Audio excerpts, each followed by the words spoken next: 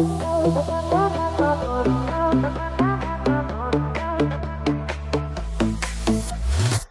I'm Edward, your co-host here on Dansplain. And I'm Lily, the other half in this equation. Let's dive in. Okay, so today we are metaphorically sailing about 8 nautical miles off the coast of Nova Scotia. Right into a tiny little spot, yeah, like a 4-acre speck of rock, known as Outer Baldonia. And look, if you think you know about micronations, founded by maybe some eccentric tech guys or exiled royals, Yeah. forget all that. Yeah, this is something else entirely. The Principality of Outer Baldonia, it was self-proclaimed, sovereign, all set up in the mid-20th century. But the origin story isn't political upheaval or anything like that. No, not at all. It basically sprang from the salty daydreams of a Washington, D.C. lobbyist, a guy who just really, really wanted to fish without being bothered. So our mission today really is to unpack how this, let's be honest, slightly absurd project Totally absurd. on this foggy rock somehow became this internationally known piece of satire and a Cold War publicity stunt, no less. And maybe, just maybe, the ultimate mental escape plan from, endless bureaucracy. It's like taking passive aggression to the level of statecraft. Exactly. If you've ever sat in a meeting thinking, I wish I could just ban all this, well. This guy actually tried. He wrote it into law. Okay, so let's get into it. Why Nova Scotia? You mentioned fishing.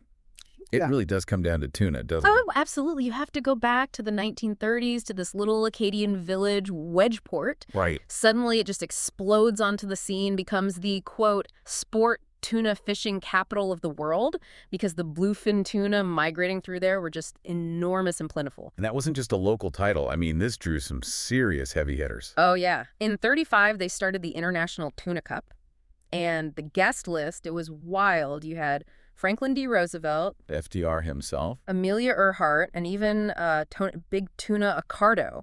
Yeah. The mobster. The big tuna, fishing for big tuna. You couldn't write it better. So Wedgeport became this weird nexus, right? You had these hardworking local fishermen suddenly guiding these super powerful, thrill-seeking elites. And into this scene, in 1948, walks our guy, the founder, Russell M. Arundel. Yes, Arundel. And he's just such a character. A Washington lobbyist, a Pepsi-Cola executive. There were even whispers he was tight with the Truman administration. So a man deep in the world of politics, meetings, influence. Totally. But also apparently quite distinctive. Kind of wiry, 5'7", always had a pipe going. And the Cracker Jacks, I love that detail. Me too. Carried them for his dachshund, Elmer. Not for himself. For the dog. Priorities. So Arundel shows up for the tournament, finds out the open ocean makes him really seasick. Common problem. And he spots this little uninhabited island just offshore, right in the middle of the best fishing grounds, Outer Baldonia Island. And he just buys it. From two locals, Ellie Cotreau and Ida Doucette. For what, $750? Just like that. Pocket change for him, probably. Initially, though, it was just supposed to be practical, like a basic fishing outpost so he wouldn't have to deal with the seasickness. Right. He hired locals to build a little stone cottage. 30 by 20 feet, one room, made from beach rocks, fireplace with an A inlaid. Very rustic. Lichen-kissed, apparently. But then something shifted. There was this stormy night. He's back in D.C., maybe nursing a whiskey. As one does. And the idea hits him. This shouldn't just be a fishing shack. Why not? Yeah. Declare independence. Make it a utopia. A utopia specifically for fishermen. A place for, as he put it, a race alone. Completely free from all the world's, nagging problems. Why just own the rock when you can be the prince? Exactly. And that's when things get really interesting, leading to the actual proclamation. Okay, so 1949. He officially renames it the Principality of Outer Baldonia. Outer for remote, bald because, no trees. And crowns himself Prince of Princes, which is quite a title. He didn't skimp on the details, did he? The symbols of state. Oh, they were perfect. Just perfect reflections of his whole deal.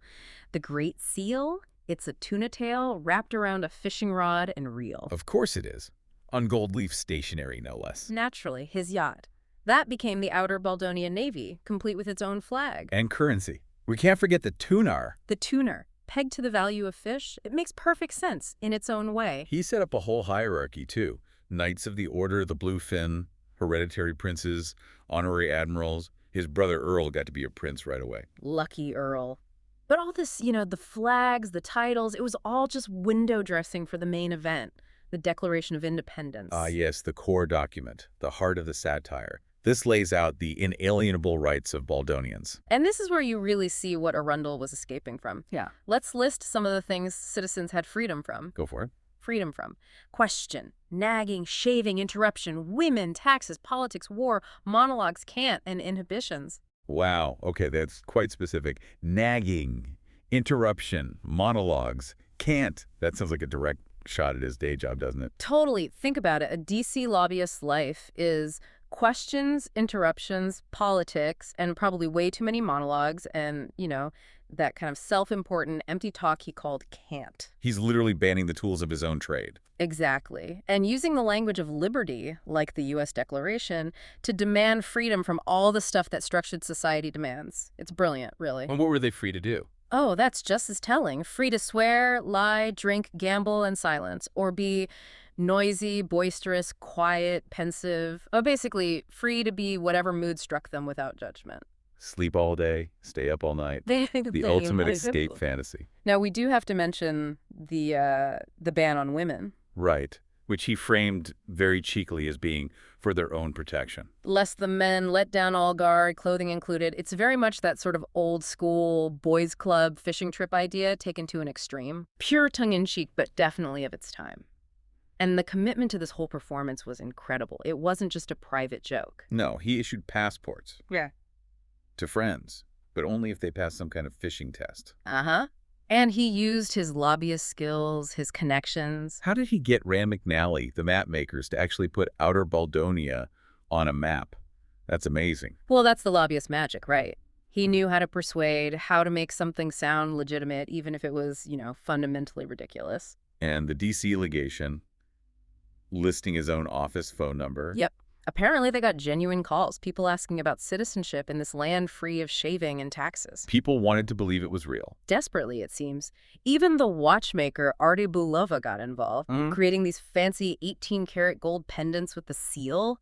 High-end merch for a joke nation. This whole thing was already pretty wild, but then it went properly global. It ran smack into the Soviet Union. Right. This is where it elevates from a quirky stunt to, a minor international incident, 1952. And it starts with an article in a Moscow newspaper. Yeah, Literaturnaya Gazeta, a big literary journal. They published this really scathing piece by someone named L. Chernaya. Okay, so what did the Soviets make of this fisherman's utopia? Not fans, I'm guessing. Not fans at all. They called the declaration imperialist rot. Chernaya basically argued that Arundel's laws, celebrating vice, getting rid of rules, would just turn everyone into savages.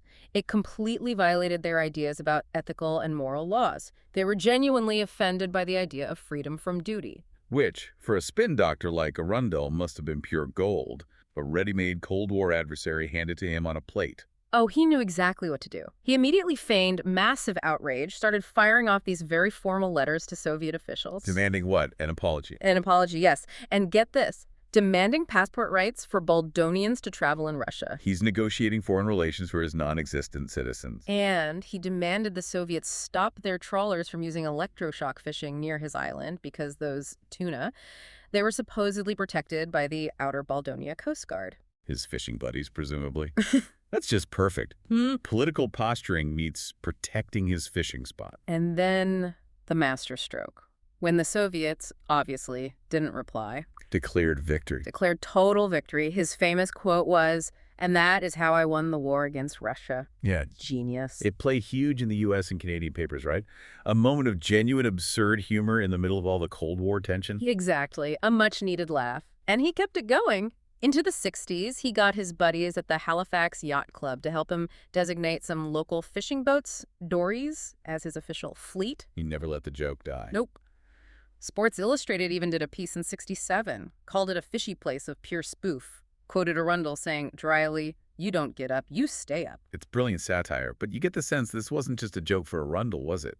This rock, this idea, it meant something personal too. Oh, definitely. Beyond the stunts, it was his genuine escape hatch. His refuge from the pressures of the boardroom of D.C. life. A place where the rules were simple, the priorities were clear, fishing, maybe some lobster stew. Exactly. Dawn patrols, the Bay of Fundy, real, untamed liberty. Even if the laws were satire, the feeling he sought there was absolutely real. And his family was part of the story too, even with the no women rule. Yeah. His wife Marjorie, nicknamed Khaki Dynamite. Great nickname. And his grandkids knew all about it. They called him KK. And eventually, that satirical edict about women was, well, officially overturned decades later. Right. In the 2010s, his granddaughters, Wendy and Sally Arundel, actually visited the island. They were the first female heirs to set foot there, ferried over by a local lobsterman. Lucien LeBlanc. So a nice little piece of historical correction there. A fitting end to that particular rule. Yeah. But if you were hoping to visit the Principality yourself today... Yeah, you're probably out of luck. The island's still there, of course, but it's essentially reverted to nature. It's off limits now. Pretty much. It's become a really important bird sanctuary. Lots of puffins, guillemots, endangered swallows. The birds have reclaimed sovereignty, you could say. So when you boil it all down, Outer Baldonia feels like this perfect crystallization of resistance through absurdity. Yeah. Arundel took all the formal language, the structures of nations and diplomacy, and just twisted it perfectly to poke fun at the very idea of rules and bureaucracy. He wanted freedom from taxes, politics, and war, the big ones, right in the thick of the Cold War. And he created this tiny bubble where the only real law was freedom from being hassled. It really makes you think, doesn't it? This deep-seated human urge we seem to have to create these little pockets of self-governance, even satirical ones on barren rocks. What does it say about our need for some kind of psychological escape route from the sheer weight of modern life, of constant rules and expectations? Outer Baldonia wasn't just a prank. It was like a functioning psychological release valve, especially for someone like Arundel, a place to just be a guy with a fishing rod, not a player in the DC game. A satirical state, a Cold War sideshow, and the ultimate personal escape. Makes you wonder, what rule would you put first in your micronation? Something to ponder. Definitely something to think about. And hey, if you enjoyed this deep dive, please do consider liking and subscribing wherever you get your podcasts so you don't miss our future explorations into fascinating topics. That helps us out a lot. You can also find the latest articles, full transcripts of our discussions, links to partner products we sometimes mention, and more over at www.dansplain.xyz. Yep, check it out. We'll catch you next time.